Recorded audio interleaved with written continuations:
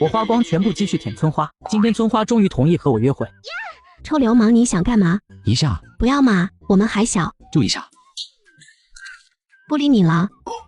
对不起，圆圆，我保证不乱来了，你别生气好不好？哼。男孩长相清秀，抹了摩丝的黑发在阳光下闪闪发亮，粗布衣配上满是补丁的裤子，简直土到掉渣。女孩妆容时尚，青春洋溢，两人一对比，感觉整整差了一个年代。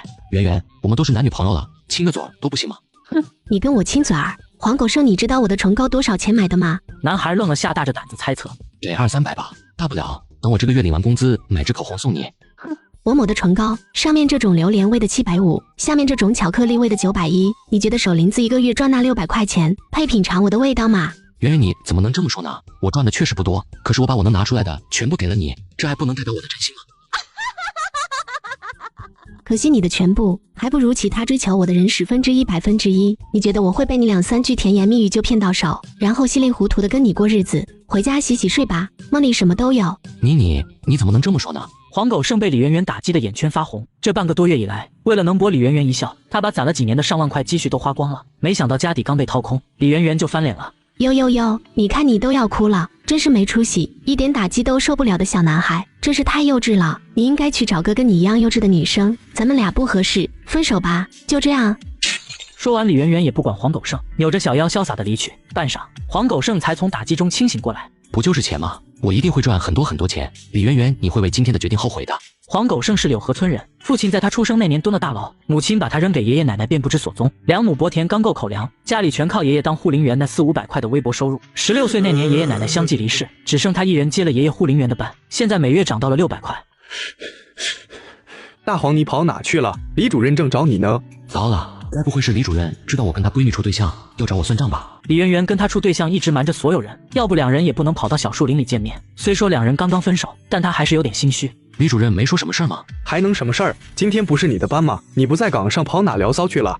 嘿嘿，完事也不知道整理下衣服。吴胖子，你别这么瞎猜。吴胖子名叫吴迪，是村长家的好大儿，也是个护林员，平时跟黄狗剩关系还不错。两人快步进到村委，李主任看到黄狗剩怒气爆发。黄狗剩，你刚才干什么去了？这老家伙平时都叫我大黄的，肯定是知道了我试图拱他家的白菜，这是要跟我拼命啊！你知不知道因为你擅离岗位，给村里给国家造成了多大损失？我刚碰到就被踹飞了，你闺女初吻没了，也不可能给国家造成损失啊！难道是林子出事了？反应过来的黄狗剩感觉浑身冰凉。3棵成材的大树就在刚才被偷了，你说怎么办？谁来赔？不会这么巧吧？吴胖子想帮黄狗剩说话，才开口就被李主任打断。没什么巧不巧的，我早就说过他黄狗剩工作态度不端正，早晚得出事。现在果然让我说对了吧？我工作态度不端正，只要我当班，一天3万步没跑，我赶走了多少偷木材的，你怎么不说？今天要不是……狗剩不再说下去，现在出了事，他说什么都没用了。行了，我也不跟你废话了，开除你走人吧。别啊，主任，你给大黄一个机会吧。吴胖子赶忙给好兄弟求情。给什么机会？我说过他不止一次，他那死去爷爷的面子我也给够了，是他自己不珍惜的，必须开除，否则人人都像他这样，我们护林办的工作就不用干了。行了，别说了，是我的问题。吴胖子你也别劝了，我回去写辞职信。狗剩咬咬牙转身往外走。不用了，谢谢主任。狗剩以为李主任回心转意，惊喜的转身。你没听明白我的话吗？你是开除，还写什么辞职信？收拾东西滚蛋吧！狗剩僵了好一会儿，才行尸走肉似的离开。大黄，你等等我。待两人离开，李主任得意一笑。李圆圆笑嘻嘻从里屋走出来。爸，今天我干得不错吧？这小兔崽子几次三番的坏了我的好事，今天终于把他整走了，这全是我闺女的功劳。爸，我也不能白忙吧？说好的500块奖励呢？有，少不了你的。大黄，你走慢点，你等等我。吴胖子气喘吁吁的追上来。你平时不这样啊，怎么今天突然离岗？算了，说这些还有什么用？怎么没用？你也不想想为什么这么巧？为啥偏偏就你离开这么会儿树就丢了？吴胖子开始给狗剩分析。让让，躲一边去，好狗不挡道，别挡着老子和女朋友出去潇洒。我操！马三，你个鳖孙早晚得掉沟里。哎，这狗东西车上搂着他的美女，是不是李主任家的李圆圆？扭头一看，狗剩像是中邪了似的，死死盯着远去的摩托。不会的，圆圆不是这样的人。我对着院子里的小树撒了泡尿，天降异象，小树竟然……我操！接上集。大黄开门，兄弟来慰问你了。你个死胖子，不在家看动作片，来我这干啥？大黄，我知道你丢了工作，心里不痛快，特意跑去买了2瓶酒，1份酒鬼花生，咱兄弟俩今天来个不醉不休。吴胖子自来熟的直接进屋，怀里还抱着一个包裹。不就是工作没了吗？瞧把你伤心的，快递扔院子里也不拿。快递？谁的快递？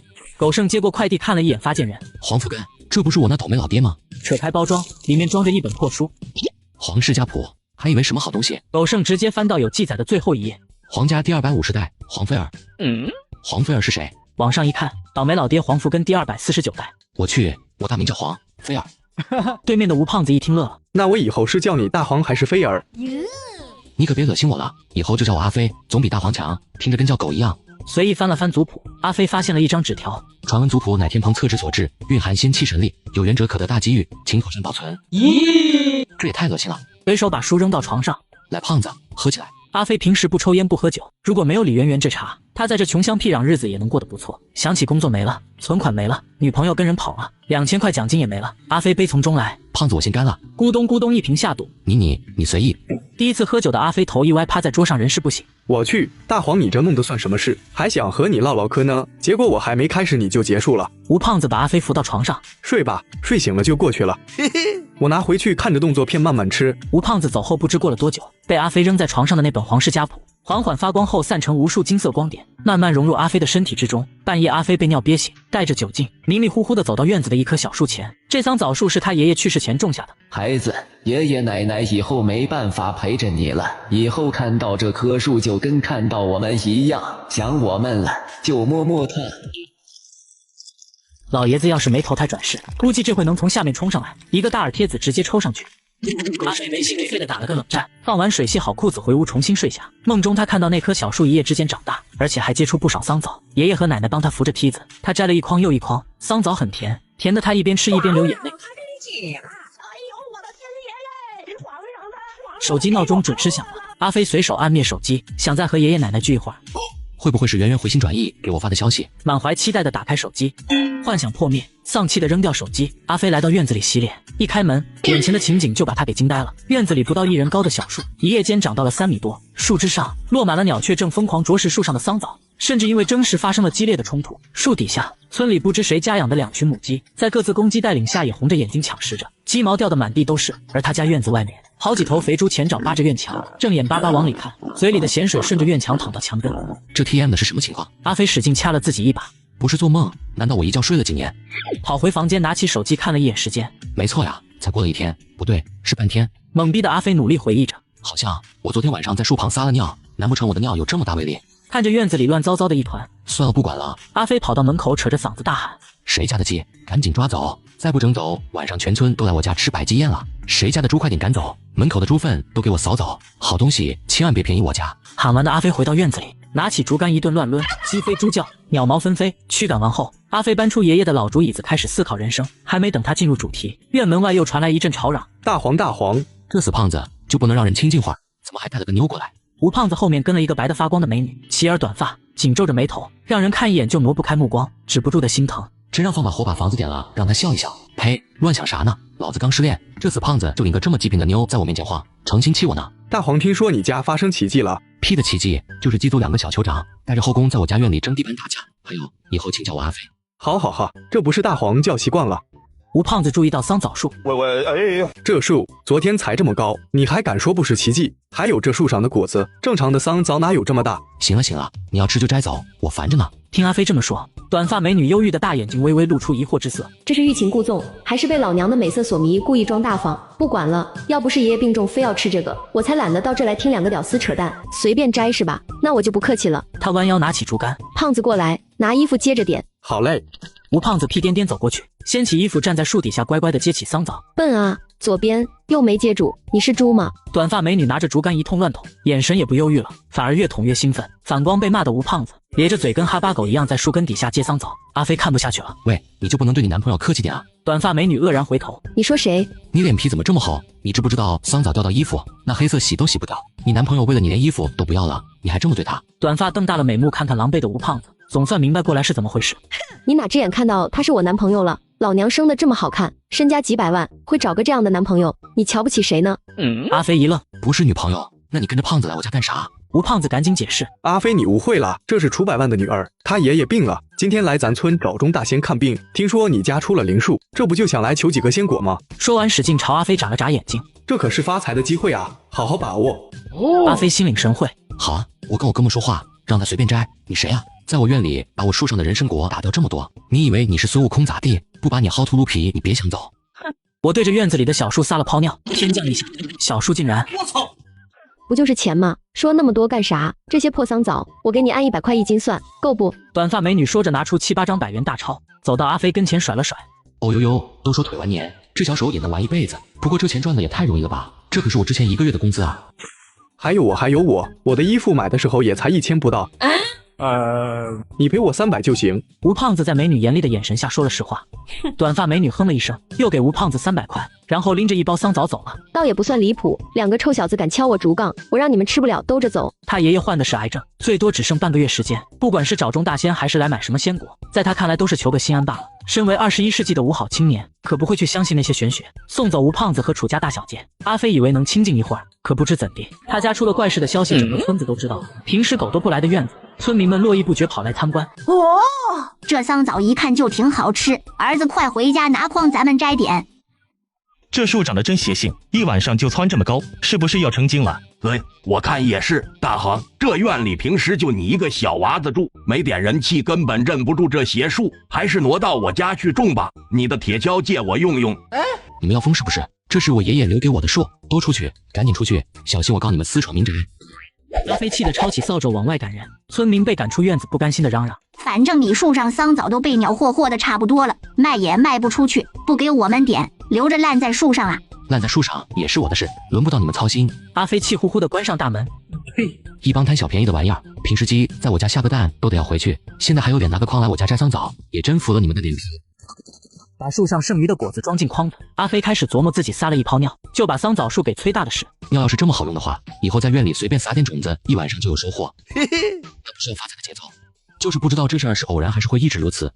反正尿是可再生资源，再试一次就知道了。阿飞看向窗台下的4盆花，君子兰和月季都是奶奶在世时养的，落到阿飞手里就有点惨了，不怎么浇水，也从来没换过土，早就是半死不活的状态。仙人球芦荟是吴胖子家不要的，如今也快挂了。本着试验的精神，阿飞找了个破桶装了半桶水，然后往里浇了一泡尿，充分搅拌混合之后，用破瓢分别往4盆花里倒了一瓢水，接着便目不转睛地瞪着4盆花等着变化。过了5分钟也没看到有啥明显变化，阿飞无聊地坐竹椅上刷起短视频。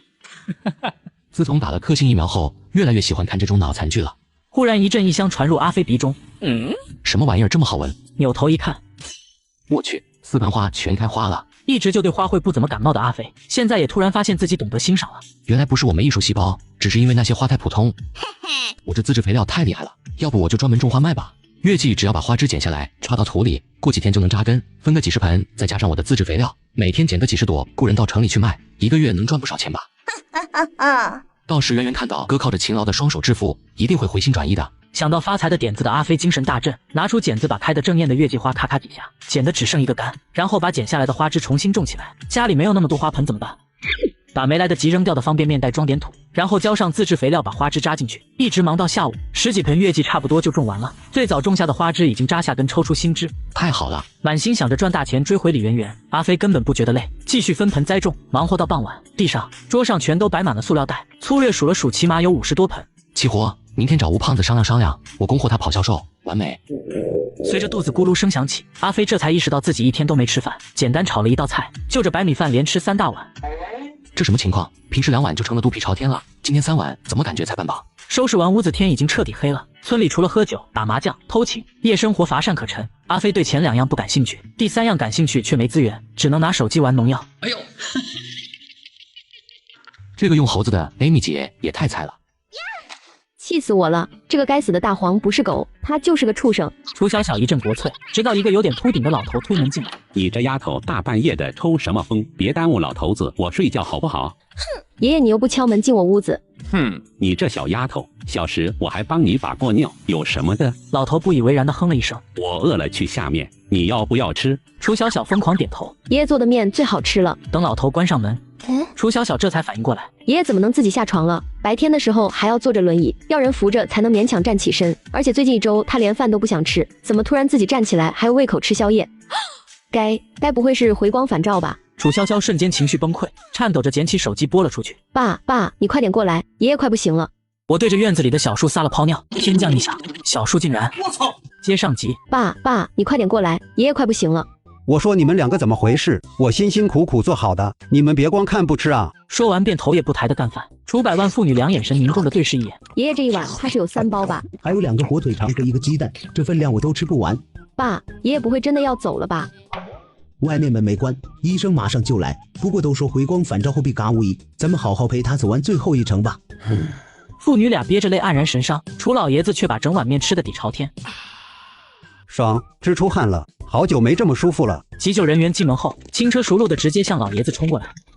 你们干嘛？中气十足的样子让急救人员和楚百万一愣。爸，您没事？楚百万小心地问。我能有什么事？我跟你说，下午我又吃了几个大梅给我买的桑枣，那味道真好，就跟我小时爬邻居墙头偷吃的一个味。吃完之后感觉更好，浑身暖洋洋的，就跟小时候偷着喝了家里的白酒，然后睡到火炕似的，出了一身透汗。放心吧，我这肺炎已经彻底好了。楚老爷子得意洋洋地说。神特么肺炎，你肺癌都第3期了，楚老板不敢告诉你，才说是肺炎。负责抢救的医生心里碎碎念，脸上却堆着笑。老爷子病好了比啥都强，我们再帮你检查检查行不行？楚老爷子对医生很不喜欢。还检查个屁！你们这帮医生都是废物，开了那么多药都没治好，我就去上门拜了下中大仙，吃了他指点的几个桑枣病就好了。楚百万赶紧上前劝，好说歹说，楚老爷子终于同意再检查一下。医生拿出各种仪器查了半天，看着检查结果一脸疑惑。楚老板，你来一下。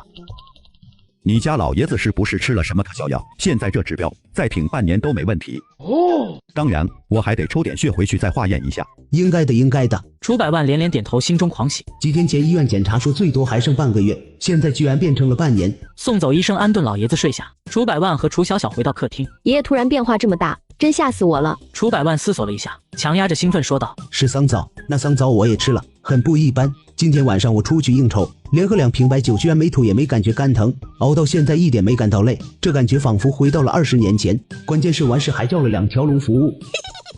那我明天就再去一趟，把他家剩下的桑枣都买下来。不，把整棵树都买了，你去谈，100万以内直接拉回来。闺女，我的幸福生活可就交给你了。阿飞，快开门！第二天一早，吴胖子就带着楚潇潇来到阿飞家。死胖子，你有病啊！一大早吵什么？能不能有点公德心？楚潇潇直接跑进院子。你又把他带来干啥？当然是来给你送妈内了。你的枣呢？被人偷光了，还是都卖了？都让我收进屋了，你干啥？楚潇潇听到枣还在松了口气。还剩多少？110斤，我全买了。不卖。阿飞果断摇头。老子又不傻，一大早就跑来买枣，肯定是吃爽了。你可是楚百万家的女儿，100块1斤哪能配得上你的身份？200一斤。昨天说的那一筐起码有100斤，那就是2万块啊！不卖。300。楚潇潇皱着眉继续提价。我勒个擦，3万了，不卖。你不要太过分。楚潇潇怒了。臭小子真是见了便宜没够，300一斤最起码能卖2万块，你知不知道？1万块我就能叫来一票人，连你家的树都拔走。阿飞，你冷静点，300一斤你还想咋的？吴胖子急忙拉住他。嘿，好兄弟，这个台阶递得真好。这样，我考虑一下，明天再答复你怎么样？行，你好好考虑，错过这个机会，你可能什么都得不到。楚潇潇扔下一句狠话，头也不回的走了。我也走了，阿飞，你好好想想，可别犯傻。阿飞盘算起来，我得去买个秤，这几百块钱1斤的桑枣，差1两都比我原来一天工资还高，可不能算糊涂账。村里没地方卖秤，正常他得到镇上才能买得到。巧的是，刚一出门就看见收破烂的老五推着车子经过，车后面还拖着一条笨狗，4脚蹬地，硬生生的被拖着走。这不是老白头家的狗吗？阿飞跑上前拉住车。喂，老五，你咋还偷狗呢？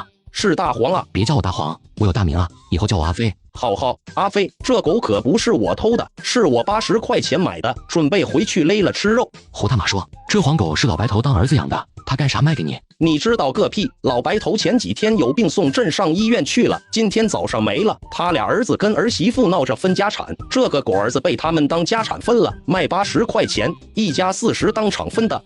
老五一边笑一边拍车上，我还收了老白头家不少破烂呢。老白头死了，那个瘦巴巴、整天笑呵呵的老头就这么没了，以后再吃不着他豆腐了。呸，吃不着他做的豆腐。不去想老白头，阿飞往车里瞅了一眼，果然看到一杆秤。这个秤多少钱收的？我买了。你说这个秤啊，你可真识货。你瞅瞅，黄花梨秤杆、钩子还有星，都是纯紫铜，秤砣是千年寒铁，当年打造屠龙刀圣的，是不是？30块卖不卖？30有点少，诚心要35。行，我要了。阿飞掏出票子递过去，虽然是杆就秤，能用就行，省得往镇上跑啊。阿飞拿着秤正准备走，突然感觉裤子往下一转，低头一看，小黄狗正可怜巴巴咬着他的裤脚，眼里全是委屈。这狗子怕是听得懂人话，知道老五把它整回去就要勒死吃肉，这是求我救命呢。这狗我要了，80块对吧？80不行，你知道狗肉多少钱1斤吗？这家伙少说能出20斤肉。你少跟我扯淡，它最多40斤，把皮去骨肠子老肚都拿掉，能出10斤肉都是多的，还不够我一天吃。阿飞据理力争，黄狗吓得缩到车底下瑟瑟发抖。慢慢皮皮，以为遇到了好人，今天狗命指定没了。我用新鲜的童子尿浇花，刹那间天降异象。我操！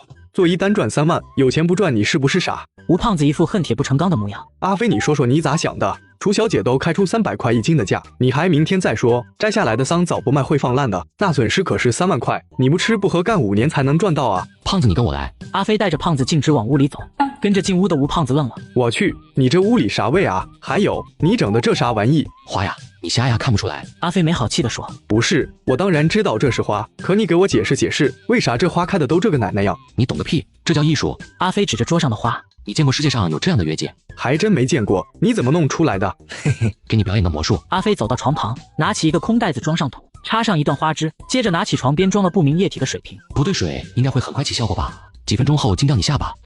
半小时后，阿飞你是不是逗我玩呢？不应该啊，昨天还好好的，过了一晚上我被打回原形了。别急，我再试试。阿飞起身对着袋子里撒了点尿。你怎么这么恶心？不行，你这屋子我待不下去了。别啊，再等会儿，马上就好。说话间，袋子里的花枝开始生长起来。你看，哥没骗你吧？看来隔夜尿没效果了，白囤了这么多。吴胖子突然抽了自己一巴掌。你有毛病啊！我操，真疼！这他妈不是做梦。当然了，要不然你以为我那小树是怎么长大的？吴胖子愣愣地盯着花，又看了看自己某个部位。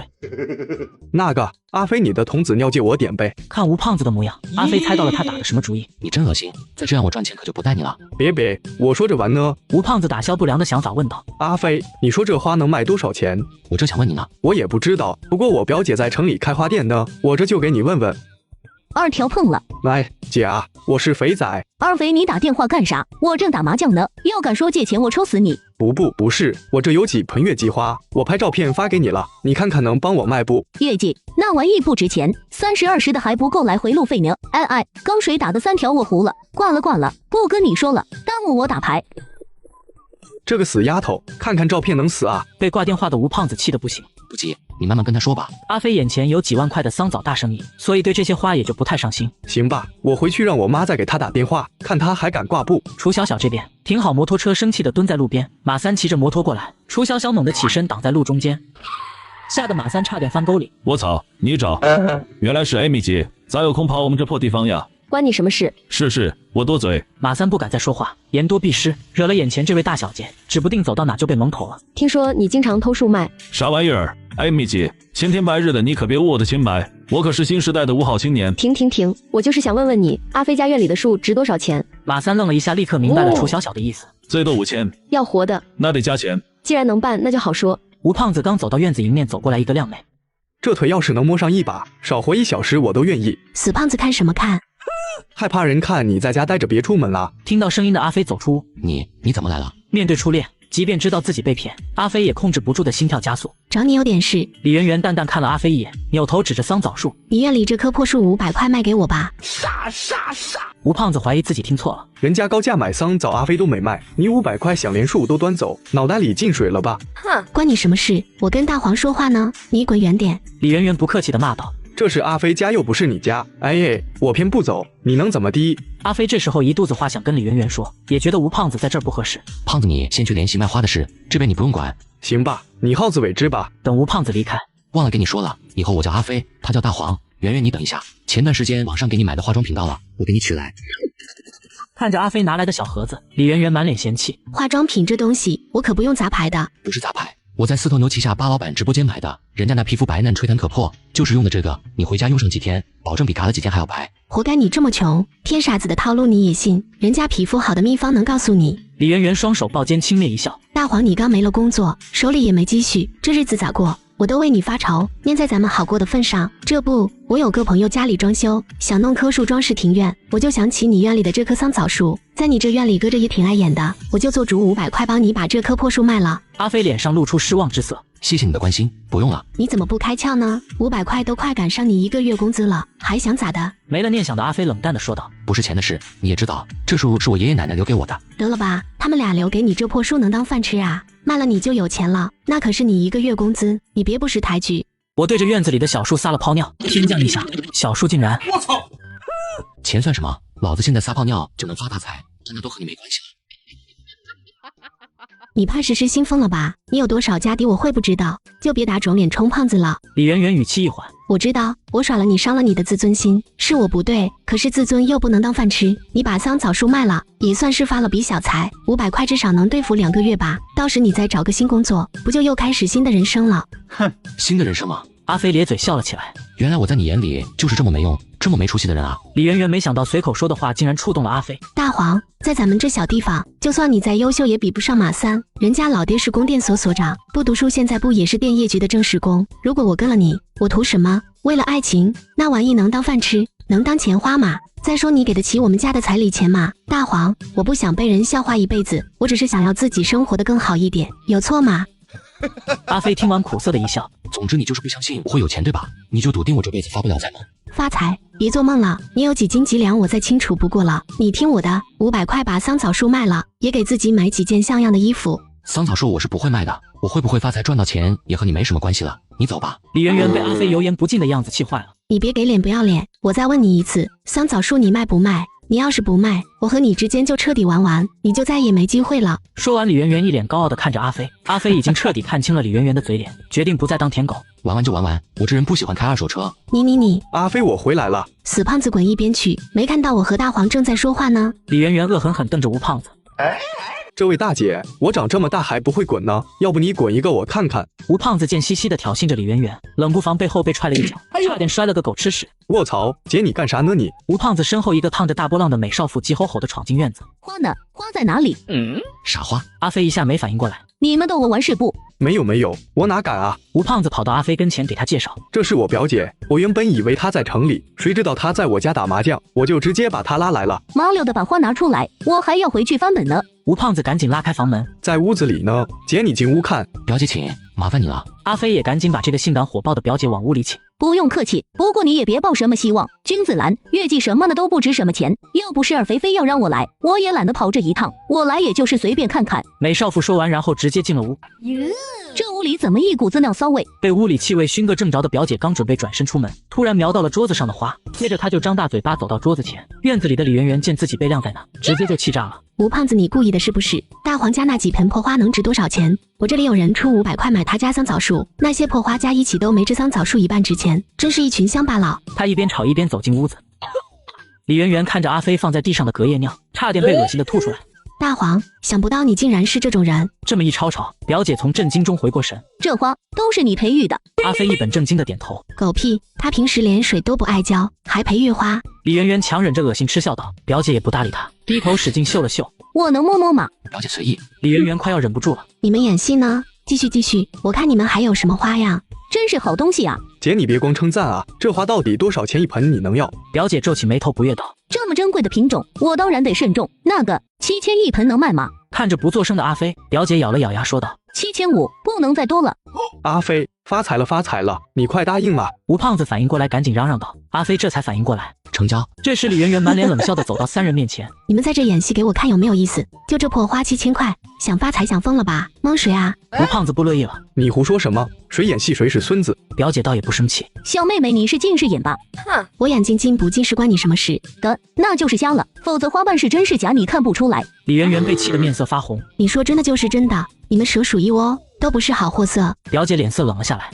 你以为你是谁？就凭你值得我给你演戏？你也未免太高看自己了。说完也不理李圆圆，直接从手包里拿出2叠钞票塞到阿飞手里。小兄弟，我改变主意了，我也不当那中间商赚差价了，这2万当定金，我把这2盆花拿走参加市里花展，等花卖了我4你6，怎么样？这样可比你赚那7500多了。阿飞神色复杂的点点头，可以，2万块，这些花你都拿去吧。然后他对着李圆圆甩了甩手里的钱。现在看到了吧，我有钱了，不差你那500块钱。我不信，你们就是合起伙来欺负我。就你平时发个工资还得数几遍，然后塞内裤口袋的人，今天他给你2万块，你看都不看，你骗谁呢？阿飞仿佛被说中痛处，一时语塞。别理他，神经病！表姐把大波浪一甩，转身就走。赶紧把花往外搬，我取车去。吴胖子拉住阿飞，赶紧搬，他爱信不信，等过2天你发财了，弄台别摸我开回村，脸给他打烂。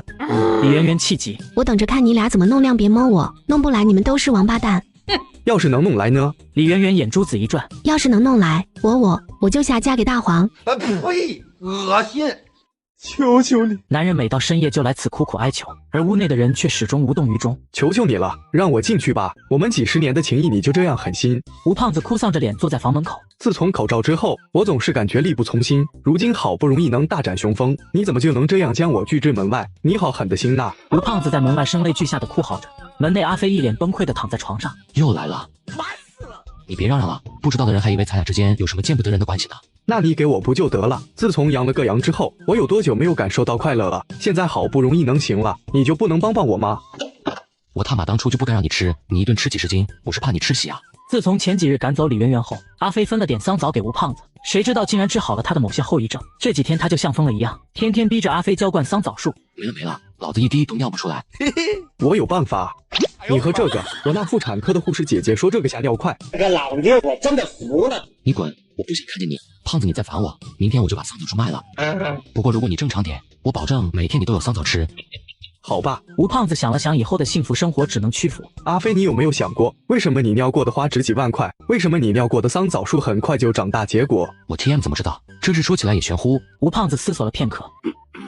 从我多年蹲坑得到的经验看来，我认为你体内可能有个聚灵阵，所以用你童子尿中的东西都能结出带有灵气的果实，吃完之后就会修复身体救急，甚至还能强化身体。所以没事多嘘，到时候钱对你来说就是一串数字。李圆圆那种女人，你对她勾勾手，她就知道摆什么姿势。阿飞无语了。聚灵阵，你脑袋怕是被使活了吧？不过我这能力是看过族谱之后才拥有的，这怕是跟族谱少不了干系。都说小说源于生活，这不在你这就用上了。回去我再多看几本，帮你破解一下。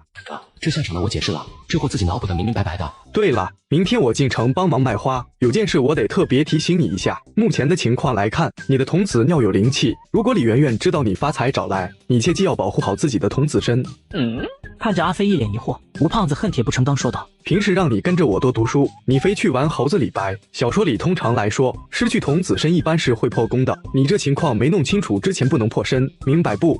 万一没了，岂不是被打回原形？好的，我记住了。吴胖子走后，阿飞又去给桑枣树交了泡催熟剂，生产订单下完，一觉睡到第2天中午，阿飞照常到后院拔葱，准备做大葱炒蛋。如今我的身价天天吃一个菜，似乎有点寒酸了，要不后院再种点别的吧？阿飞当即回屋翻出了几个纸包，是爷爷生前包好留下的。黄瓜、柿子，我去，竟然还有人参种子。把黄瓜和柿子种子埋进土里，阿飞强憋出了一点童子尿，兑上大半桶水浇到地里。一切忙完，吃完饭已经下午2点多，阿飞把桑枣都摘进筐子，坐在院子里等着楚小小来。这一等就到了晚上，一盏大灯远远在门前亮起，然后是轰轰轰烦人的摩托声。阿飞跑到门口，顺着灯光消失的方向找了过去，发现楚小小正跟他的摩托车较劲。我还以为你掉沟里了呢，原来是车坏了。你才掉沟里了，赶紧把车推院子里去。阿飞一言推车进院，你快把车修好，我这可没你住的地方。楚小小闻言怒了，谁稀罕住你这狗窝？赶紧去把桑枣搬出来。两人正吵嘴时，灯突然灭了。阿飞抬头看了看外面，怎么回事？咋就我家停电呢？是不是跳闸了？两人摸黑朝墙边的闸刀走过去，突然墙头出现一个披头散发的大白脸，朝着他俩就是阴阴一笑。阿飞从小到大最怕阿飘了，顿时被吓得一阵惊叫，有鬼啊！鬼大娘饶命！楚小小更是被吓得直接跟八爪鱼一样盘在阿飞身上，两人惨叫着跑进屋子，3步并作1步，一下扑到床上。富强民主文明和谐自由平等公正法治爱国敬业诚信友善。院里马三跟2个混子卖力的刨土挖树。三哥这招真特么牛，你咋知道这小子怕阿飘的？当然是李圆圆说的，妈蛋，给他1000块买棵树他不卖我，非逼老子动粗。抢人女朋友断人财路，三哥这作风必成大器啊！屋子里躲在床上的两人没听到外面有什么动静，小心翼翼地探出脑袋。你出去看看。我不，这是我的床，要出去也应当是你。你还是不是男人？你不该胆大一点保护女生吗？楚小小气急，一脚把阿飞踹下床。阿飞哆哆嗦嗦爬起来想钻回被窝，却无意中看到院子里不知什么时候扯开了一块大黑布。只见大黑布后面有几个鬼鬼祟祟的人影，拿着手电正围着他的桑枣树挥动着锄头。你大爷的，根本就没有阿飘，是这帮王八犊子要跑我家宝树。阿飞恶向胆边生，嗷的一声就冲了出去。糟了，被发现了。既然如此，阿飞你就别怪我不客气了。男人一脸期待地躺在床上看着眼前的女人，女人羞怯地将手伸向自己的衣服，掏出一根又粗又长的麻绳。男人还没来得及反抗，女人就动作麻利地将男人五花大绑地绑了起来。随后男人像猪一样被扔在了地上。我爷爷的爷爷的爷爷说，男人惯会伪装，女孩子在外面要懂得保护自己。接上集，三哥你歇着，让我来。真丢人，就是你小子让我三哥不痛快，找死！我尼玛，你们两个技能往自己身上放啊！马三，为什么跑我的树？跑出来的楚小小在阿飞后面疯狂眨眼睛。老子想跑就跑，不服单挑啊！阿飞好汉不吃眼前亏，扯着脖子大叫起来：“来人啊，抓贼了！”我尼玛，你怎么不按套路出牌？真是个怂货！几人终于意识到，这不是在台球室游戏室，这是民宅。兄弟们，风紧扯呼！有种别跑，看老子把你们踹到墙上扣不下来！接着阿飞笑呵呵的转身：“楚小姐别怕，几个偷树的让我打跑了。”我这车子今晚怕是修不好了。没事的，没事的，楚小姐你放心得住就是了。我这人有贼心没贼胆的。接着就出现了开头的那一幕，阿飞快抑郁了。死妮子问我要绳子，我还以为你玩的话有情调，谁能想到绳子是干这个用的？更让阿飞觉得羞耻的是，你他娘的在哪学的绳子？你管我，我自学成才行不行？好好好，那我半夜要上厕所怎么办？直接解决啊！放心，我不会笑话你的。我要睡了，你别再吵了。经过刚才惊吓的精神紧张，放松下来的楚小小很快就睡着了。在睁眼的时候，天已经大亮，她是一股饭菜的香味叫醒的。循着香味坐到厨房，阿飞正站在灶台旁挥着锅铲炒菜。你怎么解开的？不告诉你。阿飞看了一眼趴在脚边的大黄，关键时候身边还得有一个可靠的战友才行。楚大小姐留下吃个饭不？楚小小往灶台上一瞅，嫩绿的黄瓜片，金黄的鸡蛋花，莫名的香气勾得她狂吞口水。行吧，我就在你这凑合一口。我就是让一让，这妮子是一点也不客气啊。再看那边，楚小小已经大马金刀的坐在饭桌面。我累个擦，吃饭还要人伺候，谁娶你这样的娘们回家，可有的受了。阿飞暗暗嘟囔，还是拿碗给楚小小盛了饭，然后回身去盛汤，才把汤端上桌。楚小小把一只空碗递到他面前。我好像给你盛过饭了吧？对啊，我没吃饱呢。这得是多饿呀，碗比狗舔的都干净。接下来就是下人阿飞和大小姐的日常生活：一盘鸡蛋炒瓜片，一小盆鸡蛋柿子汤，外加3碗米饭。阿飞打饭期间，全让楚小小给吃光了。做的不错，我减肥一般都不吃早饭的，这家伙做的饭菜真好吃，比米其林的都好吃。你不修车？阿飞看他有赖在这儿的打算，赶紧问道：“让我的肠子、肚子、拨浪鼓子休息一会儿不行吗？”阿飞一翻白眼：“得，吃个饭都能累着，那我把桑枣都给你盛一盛。”行。对了，你家后院的柿子还有黄瓜一样，给我再弄20斤，我给我爷爷带回去。楚小小头也不抬地说：“刚摘完桑枣，吴胖子来电话了。阿飞，我有个份子，你去帮我随一下，就是隔壁下马营的牛光明儿子百日宴，你帮我去随200就行。”吴胖子帮自己卖花，这个要求还是不能拒绝的。行，我知道了。我出去随个礼，你看家吧。谁要给你看家？我一会儿就走了。行吧，这康桑枣150斤，你直接打我卡上就行。走的时候记得帮我把门锁上。下马营离柳河村直线距离10多里，超近道的话20分钟。这段羊肠小道很少有人走。阿飞晃晃悠悠正走着，突然听见前面不远的树丛里有动静。听说这小道上有时会有狼埋伏行人，我不会这么倒霉吧？心想跑又跑不过，阿飞一狠心捡起一块石头，朝着树丛里狠狠砸去。谁？大白天鬼鬼祟祟的，给老子出来！你个该死的黄狗子，敢打老娘！草丛里一个女人提着裤子站了起来。蒲姐，你怎么在这儿？蒲姐27、8岁，男人常年在外面打工，留她一人在家带着孩子过日子。我去下马营随礼，在路边解个手，你这混蛋就拿石头砸我，你看都砸青了。阿飞看着没有一丝赘肉，白花花的一片，心脏砰砰直蹦。哪青啊？不是挺白的吗？蒲姐横了他一眼，并没生气，反而似笑非笑地说：“你个生瓜蛋子，还想吃老娘豆腐？”两人聊着，很快就到了地方。哟，这不是狗阿飞吗？转头看过去，老同学牛秋生十分骚气地站在他身后。怎么哪都有你呢？阿飞皱了皱眉，转头就走。嘿，你小子瞧不起我是不是？我不就是家里拆迁卖了块地吗？有了一点点钱，是我的错吗？有钱没错，你这么嘚瑟就可以忍了。阿飞转头就走，被蒲姐拉住。阿飞，你先别走呗，我晚上一人回去害怕，咱俩一起搭个伴呗。阿飞一副为难的样子，他惦记着家里的情况，怕楚大小姐不锁门就走。蒲姐抓住阿飞的胳膊，使劲的摇道：“你要是不管姐，万一姐被哪个坏蛋拖进苞米地，可咋整？”那多解渴啊！要不我送你回去。我叫牛秋生，是阿飞的同学。滚犊子！求你了，阿飞。看蒲姐可怜巴巴的模样，阿飞也不忍心拒绝她。这好吧，万一我不管他真被牛秋生这种人面兽心的混蛋弄进苞米地，那多让人难受。阿飞不喜欢这种闹哄哄的环境，找来个稍微安静的桌子坐下，玩起手机。不知过了多久，阿飞感觉有人轻轻拉了他一下。你是谁？阿飞，是我。啊，楚小小，你咋造成这样了？这时他注意到楚小小身后还站着一个有些发福的中年男人，正一脸严肃地看着楚小小。这不是楚总吗？这老牛面子挺大。顿时所有人的目光全都落到阿飞这边。阿飞，对不起。什么对不起？阿飞一脸懵逼。你不是出来喝酒吗？我只好自己做饭，然后不小心把你家房子给烧了。我操！这个女人满脸愧疚地站在男人面前，而她的身边却站着一位富豪。你们，我就出来一会儿，你就……阿飞，我真不是故意的。我这是造了什么孽啊？房子烧了，我上哪睡去？小黄，你先别急，损失我来赔。小小这丫头，我也会教训的。爸，人家只是想做顿饭嘛。你是没吃过阿飞做的炒黄瓜，那淡淡的清香和清香弥漫在口腔，直击上颚，然后是鼻腔、胸腔、腹腔、盆腔。我真的觉得我们家应该多囤点阿飞家的菜，没事了可以吃上一口。行了，别说了，小黄，你跟我来，咱们到外面说。哦，好吧。楚百万深深叹口气，闺女真是让我处废了，做顿饭把人家房子烧了，这他妈都成笑话了，还在这说我老脸往哪个？阿飞跟着楚百万往外走去，楚小小跟在两人身后，楚楚可怜的样子让围观的人一阵心疼。啥玩意儿？我没听错吧？楚小小把阿飞家房子烧了。烧了怎么了？楚大小姐被黄狗子欺骗同居不说，这狗东西居然抛下大小姐，饭也不做，一个人出来喝酒，人家大小姐还不兴有点脾气。牛秋生心里像吃了翔一样难受，刚才还洋洋得意的在阿飞面前炫耀，结果一转眼，这个自己眼中混吃等死的垃圾，特么的直接把女神给弄到家了。阿飞不知道自己无形中又被嫉妒上了，此时他心里憋屈的很。怎么就能把房子烧了呢？我就是饿了，想起早上你做的饭挺好吃，就去做饭。你那破灶台还得烧柴火，你也知道的，第一次都不太熟练，后来就……阿飞一阵无语，做个饭把房子都烧了，你要是我婆娘，我锤死你！你这第一次可真够劲儿，烧成啥样了？都烧没了，我的摩托车也没了，我的大黄变烧狗了？没有，你的狗还在，就是毛有点秃了。阿飞阴沉着脸，却碍于楚百万不好发火。小黄，你那房子不值啥钱，回头我找个工程队帮你再盖一下就是了。就是你屋里有没有啥值钱的玩意？这么一说，阿飞心头一阵难受。屋里有我爷爷奶奶的相片。楚百万暗暗点头。第一个想到的是他爷爷奶奶的照片，至少是个孝顺的孩子。对了，卖你桑枣那2万块钱你拿出来没？我摩托车都烧了，哪顾得上那个？肯定烧了。我摘下的那些货呢？货也都烧了，你不说我还要问你呢。那东西怎么见火就着，跟浇了汽油似的呢？楚小小心有余悸，谁知道你怎么弄的？那可是将近5万的货呢。阿飞一脸心疼，要不是拉着黄狗的尾巴找到出口，你们这会得去地上把我搓起来。算了，人没事就行。算你还有良心。货还没卖出去，损失就一人一半吧。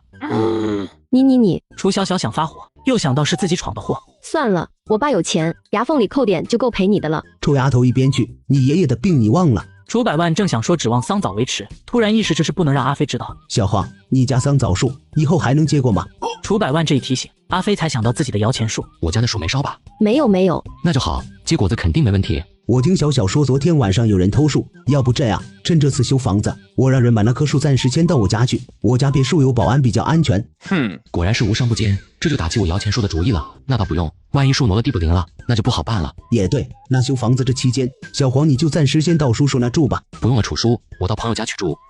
哪个朋友？楚小小瞪着他问。我住哪是我的自由，你这什么反应？不是我不是怕你死要面子吗？吴胖子不是进城了吗？我睡他家就行。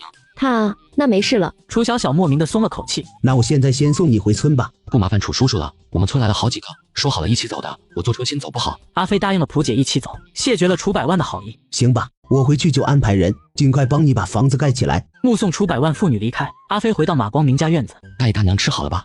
阿飞看两人默认，直接把桌子上的菜打包。家都没了，吃不了的得兜着走，要不只能挨饿了。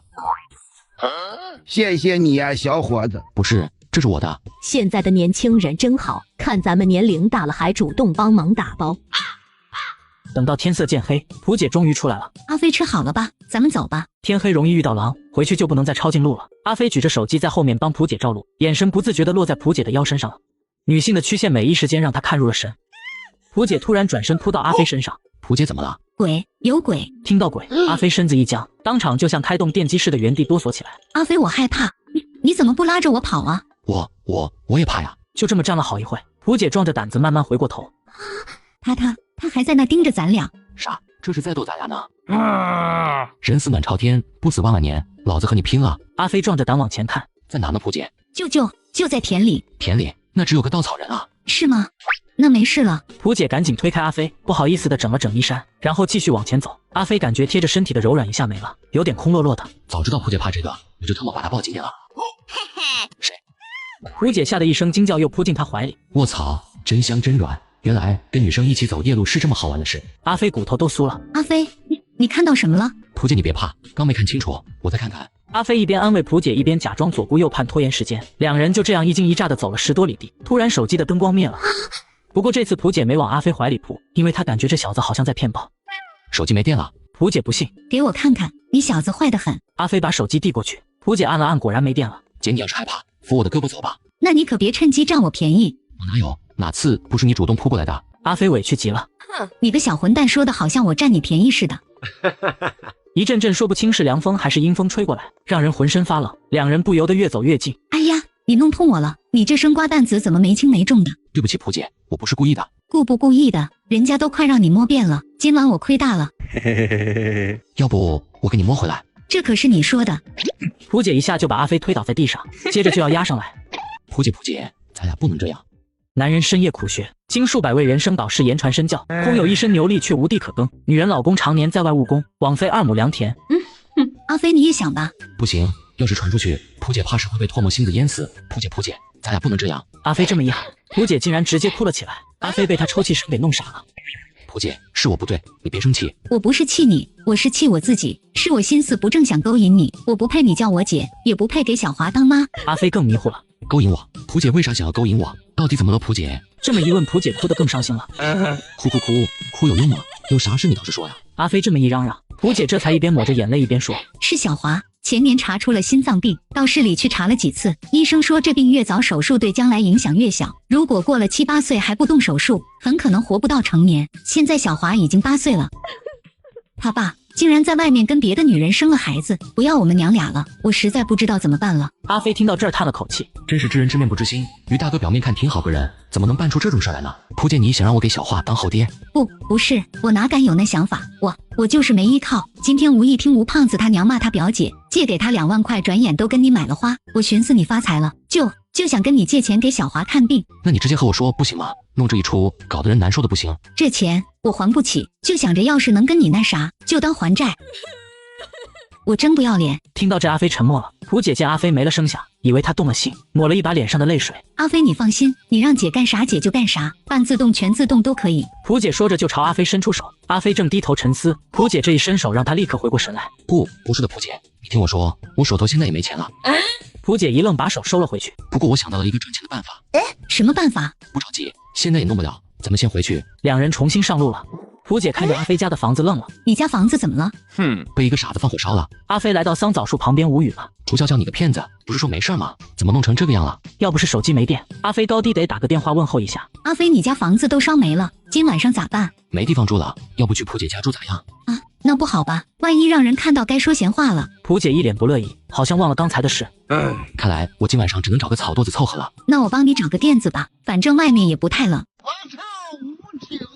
这娘们从我说了没钱就变脸了。把蒲姐送回家，阿飞直接来到吴胖子家，在吴胖子床上睡了一宿。第二天早早回到废墟，想找找有没有啥值钱的东西。翻了半天，终于在废墟里找了一个盒子，那么大的火，盒子就像受到了什么保护似的。户口本、地契、毕业证之类的所有证件，还有爷爷奶奶的照片都在这个盒子里，里面不会焦了吧？有些担心的打开盒子，阿飞发现盒子里的东西居然全都完好无损。不应该啊，装盒子的桌子都成碳了。往下刨了几下，阿飞又看到一本书躺在那里，皇室家谱。家谱下面还压着几个装种子的纸包，这他妈假的吧？难道这家谱是个宝贝，保护了紧挨着他的东西？正琢磨呢，身后响起蒲姐的声音：“大黄，你起得这么早，不会在这儿睡了一夜吧？”蒲姐，你来的正好，帮我看着点院子，我出去一下。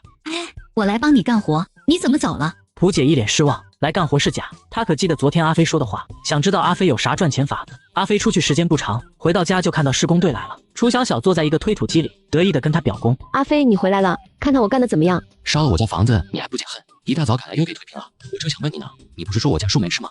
楚小小一愣：“你凶我干嘛？又不是我干的。”不是你是谁？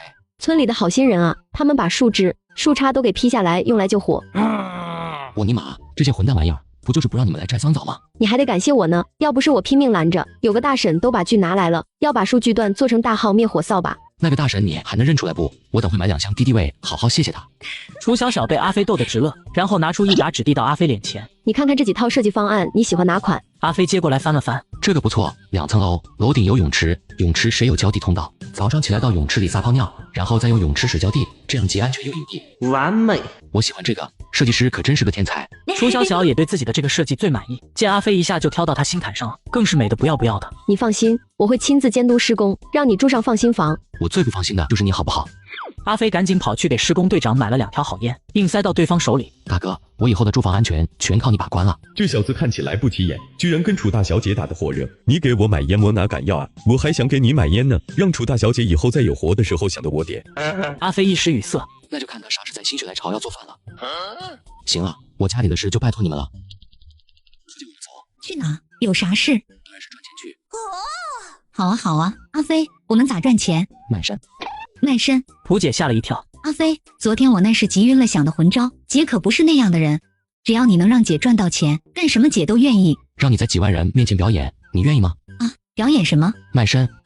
卖身还得在几万人面前表演。阿飞，没想到你是这种人啊！我是缺钱，可我也是有底线的。我是哪种人？让你做个直播卖个身，这有什么呀？啥？还在网上直播卖身？我不干。蒲姐，这第一步确实不好迈。你想想小华，他还等着钱救命，这年代脸皮厚才能赚到钱，孰轻孰重不用我说了吧？可是我不是你脸红啥？不就卖个身吗？卧槽，弄岔劈了。蒲姐，人参，我说的是直播卖人参，你想啥呢？啊，人参啊，我还以为是那个参呢。哼，都怪你个臭小子不说清楚。原来昨在饭桌上，阿飞听到杨秋生说直播卖人参好赚，刚才跑出去就是种下人参子，又浇了泡无添加100%纯度的童子尿。以他对尿性的了解，等他跟蒲姐找到人参的时候，就长得差不多了。来到山上，阿飞拿出手机打开直播。阿飞，你等等，突然有个镜头对着我，我不适应。你慌啥呀？都没人看。没人看呢，那我就放心了。我擦，没人看的还卖个鸟参啊？你不该着急吗？不是，我不是这意思。行了，开播了就别闲着，咱们慢慢往前走，路上能吃的菌子和野菜都摘点，给他们来段科普和野外生存表演。阿飞拿着手机从各种角度拍蒲姐，同时还得装成啥都不懂的样子。姐，红伞伞吃了真的会糖板板吗？红伞伞有毒，但很难糖板板。白伞伞、灰伞伞和黄伞伞不认识可千万别乱吃，真的会糖板板的哦。直播间里慢慢的有了几十个人，蒲姐一边干活一边解释着网友的问题，在镜头里变得越来越自然。这姐姐怎么跟其他主播不一样呢？对呀，这位姐姐没跟咱们要过鲜花和打赏，光顾着找吃的了。姐姐先别装了，给大伙上课才艺，我给你打赏个热气球，来个摇太阳，我给你刷保时捷。阿飞看着评论心里一阵躁动，算了，蒲姐这身段，摇太阳怕是直接违规了。举了1个多小时的手机也累了，阿飞想办法把手机支架插进土里。忽然，一个黑影从树上掉下来，落在蒲姐身上。阿飞，你别闹！卧槽，蛇啊！姐姐快跑！不对，快点把它扔了啊！听到蒲姐说话，阿飞转头看过来。蛇，蒲姐，烂肉王啊！说时迟那时快，蒲姐就像一只受惊的狸猫猛地弹起来，同时手臂往后一掏，刚好抓到蛇尾。哎呦我去，这姐姐太凶残了！可怜的蛇，妈不用给我准备午饭了。镜头快跟上，我要看看这到底是不是道具蛇。要是真蛇，我立刻打赏1个跑车。我尼玛，这也太刺激了！各位朋友看到没有？这是我们这里特有的毒蛇，五步蛇，也叫烂肉王。朋友们，如果不小心被烂肉王咬了，蒲姐继续往前走，讲解碰到毒蛇该怎么对付，被咬了怎么自救。咦，快看，那有一颗正开花的人参，这是野生吧？这花看着真漂亮。听说人参花泡水可以抗癌，好东西快挖了！不能挖，所有出土的贵重物品都要交给国家，否则我马上举报你们。傻十三滚出去！蒲姐不知道这是阿飞教出来的，多少也有点激动。其实我们这人参并不罕见，有很多采参人经常到处寻找人参，他们发现人参时机不适合采的时候，都会在人参上绑上红绳。我先看看这人参有没有主，管他有没有主，直接挖。对呀，谁管那守规矩，谁挖的就是谁的。观众们都等不及了，别闹，该走的步骤还得走。蒲姐认真的确定这人参没主之后，手头没准备红绳，只能拿根麻绳替代，这才准备开挖。不挖不知道一挖下一条。卧槽，这参好大啊！该不是化肥种出来的拿上山骗人的吧？你懂个屁！看到没？这人参状如燕脖，还有那么多芦丸，是野参无疑。很快，众人越来越止不住吃惊，坑都挖下去快1米深了，须子还没完全挖出来，大参边上又出现第2个、第3个、第4个参。儿子、孙子、重孙子，姐姐来了个一锅端，参妈妈今也不用做晚饭了，家里男人一个都回不去了。不得了，了不得！这个人参很可能打破了咱们华国最大人参记录。别逗了，哪能随便挖个参就打破记录的？我可能随便看个直播就见证历史。我出100万买了，谁都别跟我争。100万就想买这么大的参，谁要黄快来自省他。蒲姐这回没空看直播间里疯了一样的观众，只顾着细细的挖掘着，生怕碰坏一点根须。草率了，早知道能长这么大，就不浇那么多尿了。一棵树闹的我房子都被烧了，现在这么大一棵人参可咋办？不管了，就小花要紧。直播间里的朋友，我是主播蒲姐的弟弟，现在蒲姐没空跟大伙互动，想要买人参的，请私聊我。瞬间私聊消息99加，我尼玛，影响越来越大，不能再播了。果断关掉直播。阿飞不知道已经有人打起了他的主意。飞狗别事了，跟哥走，咱哥俩这回要发财了。蒲姐看着挖出来的7、8根人参，止不住的心里激动，抱住阿飞脑袋吧唧吧唧狠狠亲了几口。阿飞，你怎么知道这有人参的？小华这回有救了，有救了！行了，蒲姐，我们想办法卖掉它，钱到手才安心。你们俩给我站住！二明，你他妈不好好寻你的山，来我这叫啥？把你在山上偷挖的东西放下！我在山上挖草药捡蘑菇，一没砍树，二没毁林，你管得着吗你？你们2个在山上搞破鞋，我们不能管。你别胡说，我跟阿飞是清白的。胡二明冷笑着拿出刚才偷拍蒲姐亲阿飞的照片。你说他们是信你还是信我？姐姐，阿飞的脸好吃吗？你啃得那么香。我们是清白的，你不要胡说。我信，别人信吗？要不姐姐也给我清白一个，我也想试试呢。你臭不要脸！蒲姐别理他们，身正不怕影子斜，咱们走。妈了个巴子的，给脸不要脸，给我抓住他！来呀，几百万的东西弄坏了，看你们赔得起不？停，快给我住手！大哥怕啥？弄他一顿就是咱的了。你他妈怎么这么虎？万一砸坏了，咱们抢到手就不值钱了。说时迟那时快，阿飞把野参放回楼里。我断后，蒲姐你拿着东西快走！一脚踹到胡二明屁股上。胡哥，你没事吧？揍他，狠狠的揍！那2个护林员大叫着扑过来。阿飞，别啰嗦，赶紧走！我挨顿揍不会死，小花没钱治病就真嗝屁了。蒲姐神色复杂的看着阿飞拦着几人，一咬牙转身撒丫子就跑。臭娘们，你给我站住！今天你们过不去，有本事就弄死我！都是一个村子沾亲带故的，2人也不好下死手，推推攘攘的就到了一个陡坡边。胡二明扶着腰赶过来，见蒲姐跑没了影。你们2个蠢货怎么把几百万放跑了？赶紧把黄狗子放倒！妈的，你这个坏种想抢老子东西，老子拼了命也不让你好过，一起死吧！这是无敌风火轮。我操，真他娘的痛！星爷电影上也没标注危险动作，不让模仿啊！胡二明就惨了，身上摔的都没一块好地方。黄狗子，老子跟你没完！你要干嘛？救命啊！黄狗子要杀人了！把你手机拿出来！你做梦！懒得和你废话。别打，我给你。阿飞拿过手机删掉他跟蒲姐的照片，然后点了个初始化系统。以后眼睛擦亮点，改了灯笼长相可不好玩。阿飞直接来到蒲姐家，敲了好半天也没人开门，打电话。对不起，您拨打的号码已过期。天都快黑了，蒲姐不会出事吧？大黄，你立刻来护林办一趟。没空，当个小主任真当自己是根葱了。我特么一不是你女婿，二不是你职工，你让我去我就去啊。没地方去，阿飞只能先去吴胖子家待着。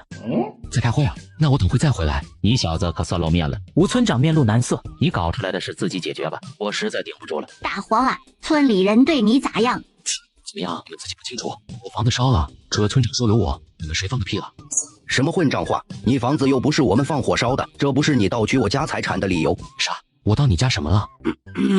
小飞呀，你年纪小，很多事都不知道。今天你挖的那些参，是我年轻时候种下的，就指望那参长大后卖了贴补家用，你怎么能给挖走了呢？老头是李主任老爹，传言是个爬灰的货，阿飞自然不会给他好脸色。李老爷子说话不是放屁，乱说话嘎了后可是要下地狱，被小鬼勾住舌头打一套双截棍的。嘿，反了你了，你敢咒我爹！李主任跳起来就要给阿飞一巴掌，再动手可别怪我不尊老爱幼。你们干什么？村长你也听到了，他骂我爹，是他们一家先侮辱我是贼，他空口拔牙人参是他种的，有证据吗？谁看到了？我看到了啊，那是很久很久以前的事了。当初李大哥种人参的时候，我还往坑里浇过一泡尿呢，要不那人参不可能长那么大。听到没有？要不是因为你在我手底下干过活，我早就让人把你抓去见官了。立刻把偷我家的东西交出来。2个老不死的胡咧咧，我还说我挖的是我祖上光绪年间种下的，跟你们1毛钱关系都没有。你放屁！你怎么证明你祖上种过人参？对呀，证据呢？小兔崽子居然敢怀疑老头子的人品，你要是拿不出证据来，我下去找你爷爷算账。有？怎么没有？那个吴叔，我家谱呢？就我昨天送来的黄皮书。你等等，我给你找来。找那破玩意有什么用？上面除了祭典出生年月、几岁成亲、生下几个种鸡零狗碎的破事迹，还能有啥能当证据的地方？哪那么多废话？阿飞接过家谱，心虚的翻了起来。他记得祖上有个叫黄百灵的当过采参客。卧槽，真的假的？黄百灵的记载怎么变了？不止当过采参客，还多了一条：1888年在狼居山某某处以北斗七星布局，种下7颗人参，吸收天地灵气。这家谱还有配合我一起扯淡的功能。看阿飞盯着族谱不言语，李主任和他老爹乐了。要不请中半仙过来帮你请个祖宗们问？没必要，睁大狗眼看吧。这怎么可能？完了，装了一辈子，晚节不保了。我看你们全都是诈骗犯，我应当送你们去见官。你少胡说，我们就是认错了。我家的参应该还在山上。不对，就算参是你祖宗种的，但是这都改朝换代多少年了，这山都是咱们村里的了，山上的东西自然也是村里的。对了，他凭什么用村里的山养自家的参？我觉得他们说的对，小飞你不能把村里共有的东西私吞。我就服了你们这不要逼脸的钱儿！先是我偷老李家的东西，现在又说参是村里的，我又成偷集体的了，下一步是不是还得抄我家呀？别废话，赶紧交出来！阿飞强压怒气，村里财产是吧？可惜没在我这儿。那你藏哪儿了？识相就赶紧交出来！在山上的时候，胡二明他们抢参，然后我跟蒲姐分头跑了。现在蒲姐带着参还没回来，我怀疑是胡二明他们把蒲姐害了。你们快点把胡二明他们抓起来问问。你怎么不早说？害我们费得添半嘴皮子。那胡二明怕是拿着东西跑远了。村长、李主任，你们可得为我做主啊！男人埋下种子，撒了泡激素尿，1个小时后挖出100年老山参，原本只是为了帮活寡妇救儿子，没想到引来了大麻烦。接上集，胡二明，你还敢回来？把人参给我交出来！主任，人参被信普那娘们拿走了，我们没追到他，黄狗子还把我揍了，你可得为我做主啊！废物，这点事都办不好，还不赶紧去找，把护林队的人都叫上，今天活要见人，死要见尸。李主任气急败坏，那可是几百万，我偷树偷一辈子也弄不到啊！大黄，他没给你打过电话吗？我给他打电话一直没接。阿飞也不隐瞒，现在的关键是找到人，他真有点担心蒲姐是不是出什么事了。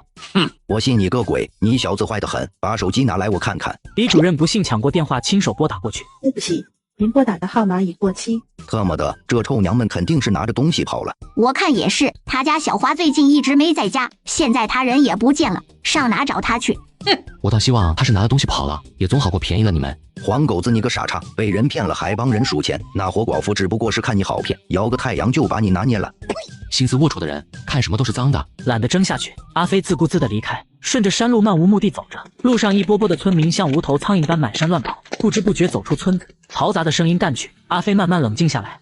突然背后响起一声树枝被踩断的声音，是你吗，蒲姐？黑暗中没有回应，阿飞自顾自地说道：我知道是你，人没事就好，你不回来是对的，拿着人参走吧，去给小华治病，如果有钱剩下，就在城里买个房，给小华找个好学校。对了，这有几个买主的电话，回去我给你发过去。阿飞想到什么说什么，交易的时候最好在公共场合。算了，我也不啰嗦了，你自己注意点就行，我要回去睡了，你多保重。黑暗里，蒲姐抱着装人参的竹篓不停抽搐着，压抑着没失声大哭。我也不想这样，可是小华等着钱救命，对不起，阿飞，对不起。不知道哪个古人说过，不要拿金钱考验人性。这话阿飞认为说的再正确不过了。没有特殊能力之前，他还真不一定能想得开。能救小华也算记得了。第二天早上，阿飞回自家院子的时候，遭到了几个老媳妇嘲讽：大黄，你小子拉着那小蹄子做直播，这回好了，人财两空，傻眼了吧？不是嫂子说你，他有的我也有，咱知根知底的，你还不如跟我合作呢。嫂子这话说的，你啥时治我的根了？我又啥时治你的底了？你个瓜皮踩着的下流呢！信不信老娘一屁股坐死你？不再理会几个碎嘴子，阿飞继续往家走。胡二明这王八蛋肯定乱说了，麻蛋的，钱没捞着，清白名声也毁了，这回亏大了。走进自家院子，楚小小白了他一眼，眼神说不出的鄙夷。不是，你这什么眼神？我跟蒲姐真没啥。你跟蒲姐咋了？你不知道？那你拿那眼神看我。你是不是在外面胡说八道，说我跟你处对象了？你说这事啊，是不是李圆圆说的？我说什么了？你来干嘛？还真是阴魂不散。你爷爷27岁在山上种的人参找到了吗？没找到还不赶紧去找，可别让他死不瞑目。哼，你这个混蛋，活该给那个贱女人骗。骂完又愤愤不平地对楚小小说道：楚大小姐，你是不知道，别看这小子傻里傻气的，他玩的花着呢，跟我处对象的时候还跟村里一个叫蒲姐的女人不清不楚，现在又想抱你这小富婆，你可要小心他。李圆圆心中不忿，觉得阿飞有好东西不晓得他，同时心中很是郁闷。这家伙是怎么了？怎么离开我后好怨连连？难道我是传说中的败家娘们？楚小小无所谓地拍了拍他的肩膀，放心吧，我早就知道它不是好东西。李媛媛更懵了。喂，你可是大小姐，你不该很生气的要找人弄死他吗？你看，我在这帮他盖房子，晒得都黑了，吃喝都得自备。他倒好，上山跟人去瞎搞。你说他能是什么好东西？你离开他算对了，再去找个更好的，早点忘了他吧。李媛媛越听越不是味。你俩不是对象？怎么可能呢？我跟他就是普通朋友。李媛媛心里升起一点快意。你个死大黄，和我拉过手，你能骄傲一辈子了。也就你这样的能看上他。李媛媛感觉遭到了1万点暴击。状都告完了，这回满意了吧？赶紧给你爷爷找人参去吧，别在村里瞎扯老不舍了。明明是我来恶心你的，你凭什么这么恶心我？我就不走，你能怎么样？你行，我这就过去。大小姐，我去市里找吴胖子，这边施工劳烦你先盯着，有事电话联系。行，忙你的去吧。正好我在你这实践一下买来的文凭。大哥，楚大小姐的水平我实在不放心，这里劳烦你多操心了。兄弟你放心，我心里有数。阿飞才放心的离开。经历过失败才能找到成功的方向。大小姐这么好的实践课我怎么能干涉？又不让你出钱，塌了我再盖不就行了？阿飞这边刚走到村口，胡二明3人组鬼鬼祟祟从树后面出来。本以为还要再盯几天烧才能有收获，没想到这小子这么沉不住气，跟上他一定是去跟信普那娘们会合去了。走，3人刚走，不远处草丛后面也探出几个脑袋。大黄这小子肯定是交易人参去了，跟上他们。2拨人刚跟出村子，又来了2个男人。这就是柳河村了，那小子家就在这村里。大哥，啥时候行动？不急，瞅准了再动手。真麻烦，直接干不就行了？你懂个屁！等有人来买参，咱俩连参带钱一起抢。大哥，你真是太聪明了。农村小伙第一次进城，耗巨资在高档服装店换皮，找托尼老师换头，只为在宝驴女面前留下好印象。接上集，死胖子你人呢？不是说好的开车来接我？发张照片给我，我让小南去接你。小南是谁？就是给你介绍的对象啊。阿飞，你不会穿的还是家里那身破衣服吧？那不能，我特意去美斯特邦印买的衣服，站在镜子前，我都不知道里面那个帅哥是谁。行了，机会给你了，你自己把握吧。用手机拍了张照片发给吴胖子。10多分钟后，一辆白色别动我停在了阿飞身边。你就是黄菲儿？尼玛，胖子竟然给我介绍了一个小富婆，这脸蛋，这身材，太哇塞了吧？你是阿飞吗？是我，你是小南吧？上车吧。这小子看着傻乎乎的，真有实力买车。听吴胖子说你准备买车？买车？暂时还没这打算呢。整天在村里买车能干啥呀？还不如弄个3驴蹦子好用呢，省油便宜，还不怕早。小南微不可察的皱了皱眉。听说你又是种花，又是卖桑枣，还跟你们镇首富签了长期合同。胖子给你说的吧？你不会以为我家里有一个果园，里面全是桑枣树和鲜花吧？那小子习惯性吹牛逼，我家里就那么一棵桑枣树，总共10几盆花，也全让他搬来了。对了，你是做什么的？我在4S 店当销售，以前跟吴姐是一起的，吴姐现在出来创业单干了，我还在卖车。这样啊，怪不得你问我买不买车呢，原来是职业习惯。小南心中已经把阿飞怕撕掉，也不隐瞒直言道：也不算职业习惯，是吴胖子说你上一个女朋友刚吹了，准备买辆别动我气他，我就觉得正好我卖车，你要是能买车，我还能装成你新女友帮你撑面，所以吴胖子跟你说介绍个对象，其实就是酒桌上的一个玩笑，你别介意哈。阿飞瞬间感觉今天的阳光都不明亮了。车子很快开到花卉市场，小南带着阿飞来到展位。大黄你可来了，谈得怎么样？哥们没少帮你吹。你都把我吹上天了，差点没把我摔死。这边表姐也问起小南的感觉。怎么样，阿飞人不错吧？是个好人。不会吧，才见了一个面你就把他怕死了？姐姐，别忘了我是干什么的，什么样的男人我没见过。客人来了，我只需看一眼问上几句，就知道他是哪个段位的。可是他迟早会有钱啊。唉，他格局太窄，不会有什么大出息。小南又看了看和吴胖子嘻嘻哈哈的阿飞。我不会看错的。你们老板呢？一个老头背着手走到摊位前。大爷您找我？丫头，我是花卉研究所的，看到你这儿的业绩很好，是通过杂交培育的吗？表姐看了阿飞一眼，见他不想出面解释，便为难的一笑。大爷，我是买花的，花也是代卖，怎么培育的我不知道。您要是喜欢研究的话，不如买2盆回去慢慢研究。老头嫌弃的指着标价说道：这么贵你让我买它？小姑娘，不是我说你，不过就是比正常月季花多了几个颜色，身价翻了100倍都不止。你们这么定价太黑心了。我要是愿意多看几种颜色，在一盆花里种上3颗不同颜色的花，连100块都不到就能收到同样的效果，何必花1、2千买你这种华而不实的花？大爷，你是国家1级抬杠运动员吧？你说那有可比性吗？有没有可比性我不说，但群众的眼睛是雪亮的。从早上到现在，有人买你的花了吗？表姐不由语塞，确实问得多，根本没人买。老头乘胜追击。再说了，月季花开花时间不超过1周，你这花最多还有3、4天就凋谢了，到时候光剩一片绿，跟20块钱一盆的花有什么区别？谁还觉得它值1880？更重要的，谁知道它下一次开花还会不会是这样的？周围几个十分喜欢，还没下决心掏钱的雅克，闻言也像是想开了似的。这位老先生说的对，花开完了就剩个干，买回家看个寂寞。对，差点就掏钱买了个寂寞。老头看自己说的道理被人认可，越发得意了。老先生，你要是不买花，就别在这儿添乱好不好？吴胖子生气地走上前赶人。这是花卉市场，我想在哪就在哪。难道这儿是你家开的？这不是我家开的，要是我家开的，我都不让你进门。可是这个摊位是我他们每天1000块租的，你给我一边出去。哦呦，大伙都听到了吧？这个黑心商人不欢迎咱们这些光看不买的，散了吧，大家都走吧。嘿，我操你这个老王八！阿飞赶紧一把拉住，冷静点。我听说城里有种人专门碰瓷，你要是打他一下，他躺地上不起来，咱们这些花全卖了，都不够赔的。你小子不讲武德，我姿势都摆好了，你怎么能打断技能呢？我用童子尿种出来的花，一盆售价1880，土豪买了笑哈哈。重度抑郁症看到。接上集，你小子不讲武德，我姿势都摆好了，你怎么能打断技能呢？没见过这么讨人厌的玩意，这么大岁数都活到狗身上去了。哇，这花花好漂亮啊！只见一个20多岁打扮火辣的美女，挽着一个中年男人，指着展台上的月季。元哥，人家想要这3色玫瑰。成，你想要几盆我都买给你。元哥你真好。2位欢迎光临，我要这个，还有这个。哇，这个真美，我也要。行，都买了。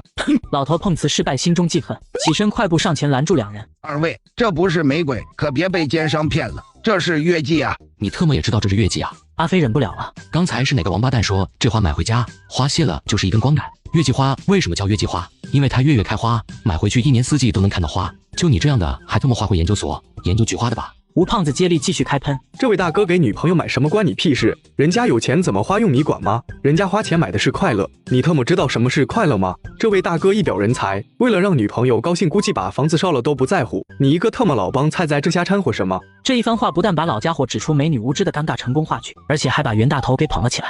对，我难道不知道这是月季吗？我家亲爱的喜欢买就买，家里各种包几10个老子都不在乎，别说几盆花了，千金难买我高兴。老毕等你怕是这辈子都体会不到。滚！先生，您是个有品位的人，这3盆花我给你打8折。停，你这是侮辱我呢！我袁大头怎么能给小美买折扣的东西？老板大气，这样，老板你等一下。阿飞把吴胖子拉到一边要桑枣，做梦，我自己都不够吃，你还想拿来送人？你细不细傻？这种大老板人傻钱多，体会到桑枣的妙处，那不就成了咱的提款机了？等有了钱，你也找小美这样的。你等着，我给你拿。袁老板，这是我自己种的桑枣，你每天分5个，晚上会给你惊喜的。晚上惊喜哦，小伙子，你说的是？袁大头迫不及待地吃了一把桑枣。小美，回家。阿飞和吴胖子小男一人抱一盆花，打败家，把识货的袁大头和小美送上车。袁先生，我是宝驴 4S 店的，如果买车请联系我。好。袁老板高兴地接过名片，不过路虎发动之后，那张名片又被扔了出来。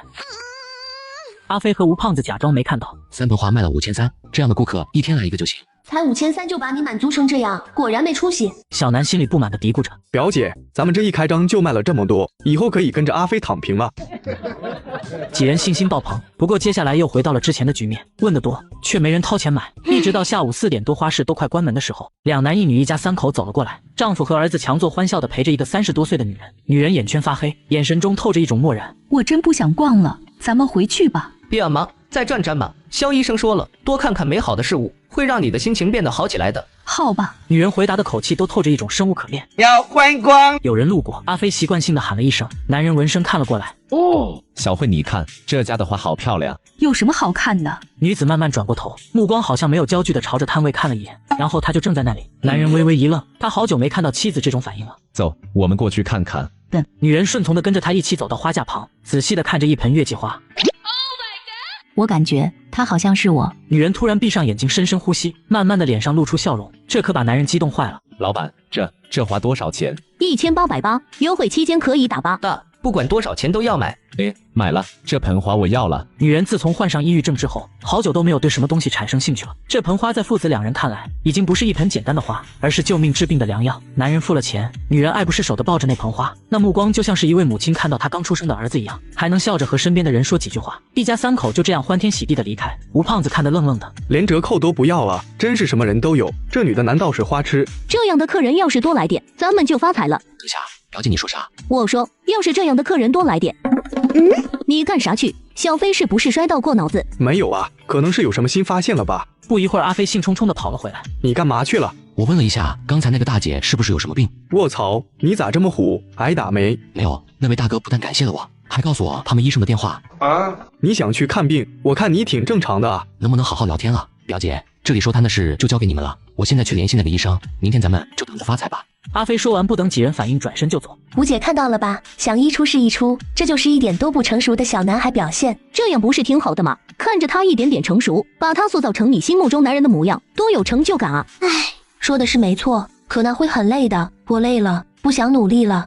我用童子尿施肥，1分钟就长成的花，一盆只卖1880。抑郁症看了笑哈哈。为了让更多病人摆脱痛苦，我找美女心理医生合作。滚！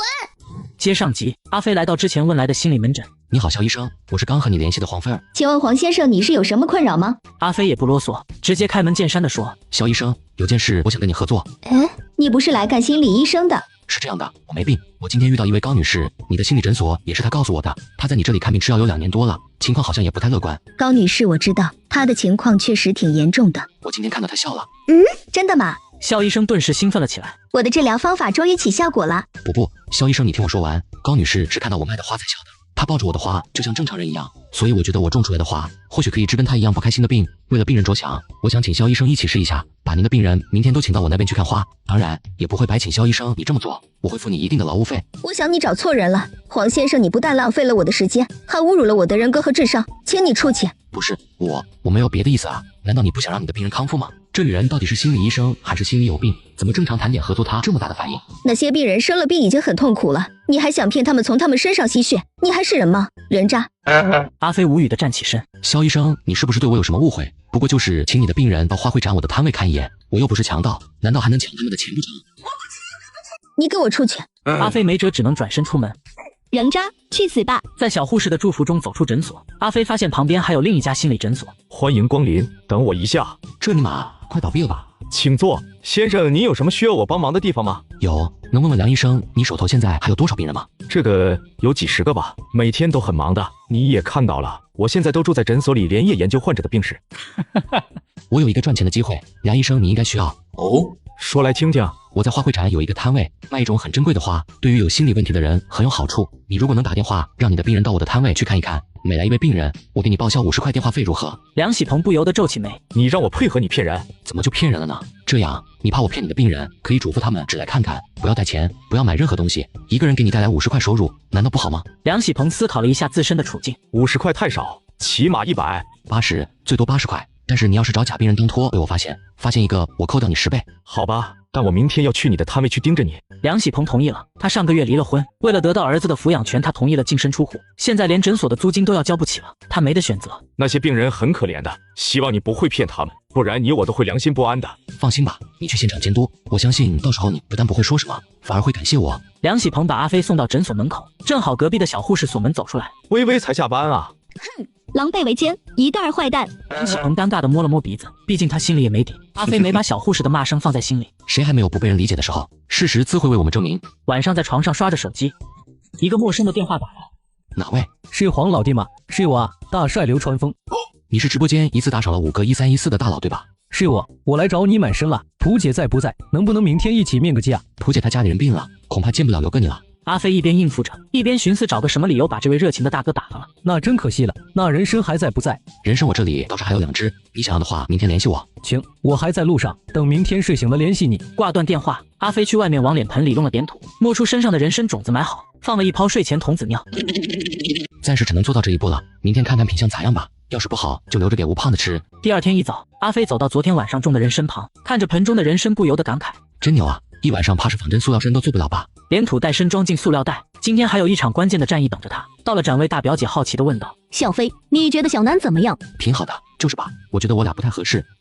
难道你连这么漂亮的女孩都看不上？阿飞笑了笑，小南这样的女孩看起来是挺养眼的，亲亲抱抱也挺带感，就是除了想睡她之外，没什么别的更多想法。这种感觉我也说不好。那你就好好表现呗，想那么多干嘛？等知根知底了就知道合不合适了。一直等到10点半，小南赶来帮忙。今天生意咋样？唉，还没开张呢。没事，这才几点，有钱人还没起床呢。对了，阿飞，你说的卖花好办法呢？我今天可是请假来看你表演的。快了，刚联系过，人马上就到。不一会儿，梁喜鹏带着8个木偶式的病人来到阿飞的摊位前。黄先生，第一批8个人，我想看看你能给他们什么惊喜。大表姐和小南迎上前，看到一张张死气沉沉的脸，脸上的笑容慢慢凝固。这几个人什么意思？刚参加完葬礼吗？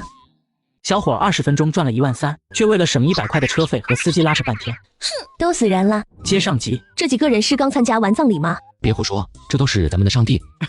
各位请随便看，看看能不能在我这里找到你们生命中缺失的东西。阿飞把最灿烂的笑展示给8名重度抑郁症患者。神经，找来这么一帮人，是想玩植物大战僵尸的考斯普类吗？拿这个当宣传吸引流量，真是幼稚死了。小南眼中露出失望之色，他没注意到的是，蓦然走进摊位的8位患者，脸上和眼中缓缓多出一些不一样的东西。他有名字吗？一名患者指着月季激动地问。好美。又一名患者抱着玫瑰流出激动的泪水，其他人也是如此。激动怪异的表情把想来看花的人都给吓跑了。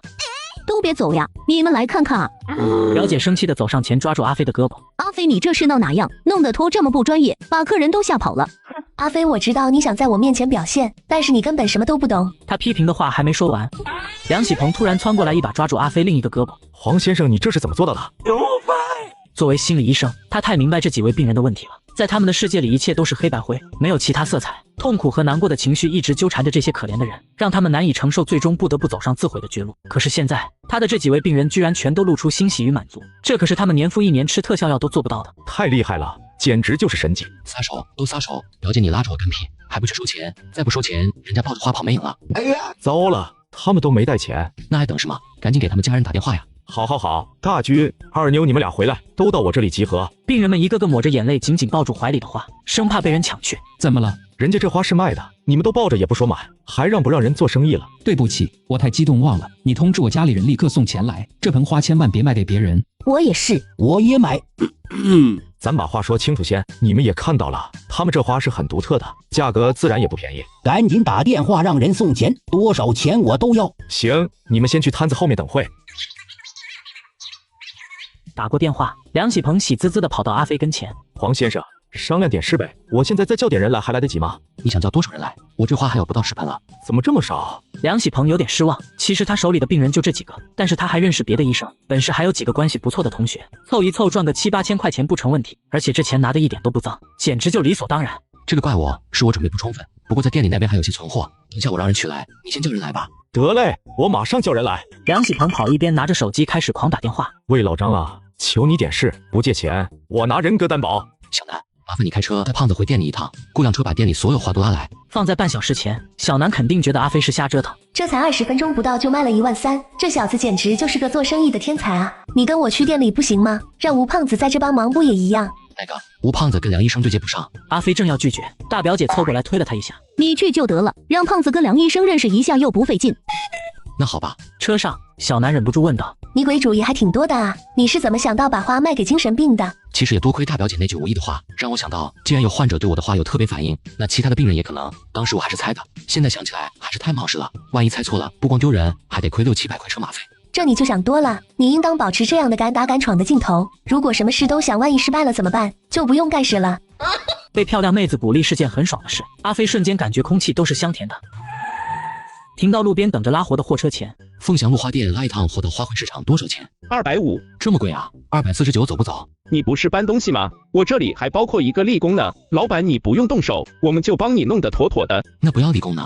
不要力工150。阿飞，还是叫个力工吧，得搬几趟呢？还要往市场里运，50块钱也省心。不用，不就是几盆花吗？我一个人就能搞定，不值得花50块钱，都够我吃一顿自助了。这就是贫农的思想，即便阿飞现在能赚钱，那刻到骨子里的节俭促使他这样做。小南见自己好心被当成驴肝肺，对阿飞的想法又变了。真是太抠门了，都死人了，明明是应该花不该省的钱，他非要在这计较，格局永远也大不了，注定没出息。哼！我先开车走了，等下你雇完车给他指道吧。小南生气的扭身就走，留下阿飞一脸懵逼。这妹子怎么就突然情转阴了？真是女人心海底针。一泡激素童子尿，只长了1夜的人参卖了80万，我拿着钱还没来得及高兴，就被傻白甜打110举报。接上集，真是好参呀！你能从山上挖到这种参，真是太幸运了。小姑娘赞叹完，直接掐了一小块参须放进粉红小嘴里。哦呦，这个东西得得很。阿飞不由脸一抽，那个你不先洗洗吗？多脏啊！这是天然的，怎么会脏？挺甜的。刀且很补。你没事吧？没事没事。哥，这参须居然都能让我流鼻血，简直太出乎我的意料了。流川枫二话不说，也揪了一根须子放在嘴里嚼了起来。好参，好参啊！好几年都没见过这么好的参了。黄老弟，这参我全要了，你开个价吧。我也是头回卖参，不太了解行情，你们先开个价，我考虑考虑。阿飞试探着说：“那这样吧，我们兄妹俩这次出门带了80万现金，这3只参我们就带走了。如果下次你再有货，就这质量的参今后我包了。”流川枫说完便跑步去，很快提回来一个不起眼的背包。我原本以为能卖5万就到头了，好家伙，一下弄了80万。阿飞这一愣神把流川枫搞紧张了。黄老弟，你是觉得少？不是，我是觉得10万块就差不多了，你给这么多，我吓了一跳。你不是开玩笑吧？小姑娘一脸古怪的笑道：“没开玩笑，在我们这边也山参也就2、3千一只，我卖你这些虽然特殊一点，我也没想过卖那么高价。”老弟，你太实诚了。其实来你这儿之前，我在市里的野参店看过了，都是些样子货，不少还都是手工换头粘须子的假货。说实话，他们整个店里的人参加起一块熬一锅，我妹妹吃下去都不带流鼻血的。黄老弟，这些钱你就安心的拿，有货就通知我，就当千金买马骨，重赏买勇夫了，好不好？行吧，既然你已经货比三家，那就按你说的来吧。那我们就走了，有空去你家找你玩。流川枫兄妹俩走后，被堵在店门口的小南不满的进店。你不是卖他们花吗？这是什么？他们不是买花的。阿飞正要解释，拉货司机催促道：“老板，你还拉不拉货了？一时说不清，你车门开一下，我先把这个放进去。”放好袋子，阿飞便跑回去开始搬花。哼，把我堵门口不让进，3个人在店里面鬼鬼祟祟的。阿飞的塑料袋不见了，所以说他是用塑料袋的钱买了什么东西。小南的好奇心越来越重，见阿飞没有注意这边，将背包的拉链拉开了一条缝。这个该死的家伙居然倒腾假钞，真是人不可貌相啊！我是刚刚鼓励你勇敢去闯，可没让你去闯祸啊！你大爷的，怎么办？怎么办？小南只思考了不到5秒。喂，110码，我有假钞线索。不到3分钟，一辆警车嗷嗷叫着飞驰而来。人呢？太嚣张了，敢在我们警局门前交易假钞！就是他。小南一脸大义灭亲的指着正在搬花的阿飞。不许动！你们干嘛？我没犯事，你们凭什么压着我？你给我老实点！姑娘，把东西拿过来！你们要干嘛？钱放在车里犯法吗？阿飞一脸郁闷。麻蛋的，流川枫不会刚抢了银行，把钱都拿到我这消费，那我可就冤枉死了。2个警官拿出一把钱，又摸又看，感觉案件很棘手。这假钞也太像真的了，肉眼根本无法分辨出来。你们有病吧？这本来就是真的。你给我老实点，是不是真的？等下就知道了。被扣着手带到银行，经过专业人员检查。对不起，先生，都是误会。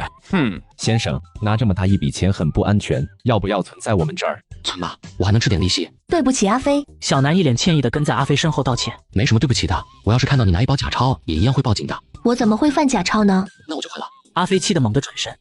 小南没收住脚，惊叫一声撞在阿飞身上，弹弹软软的触感让阿飞的怒火消退不少。人家又不是故意的，你为什么凶人家吗？我就那么不像好人吗？那不是因为我们刚认识，我还不够了解你吗？谁知道你那些钱是哪来的？阿飞不想解释，可是小南却非常想知道。这不起眼的小子，明明家里就一棵树、几盆花，能把培育出来的花卖给精神病人已经够厉害了，居然又莫名其妙的弄来这么大一笔钱。不行，这事我要跟吴姐说，一定要弄清他到底是怎么做到的。被小南这么一搅，2人再回到店里的时候，货车司机都快疯了。哎呀！有你们这样的吗？150块钱的活耽误我2个半小时了，必须再给我加100。阿飞自知理亏，我再加50，不，60不行。行了，60块不少了，不就是让你在这儿多休息了一会吗？你在路边不是一样休息？小南这会也不认为阿飞跟司机讨价还价丢人了。2位老板这么抠，将来肯定能发大财。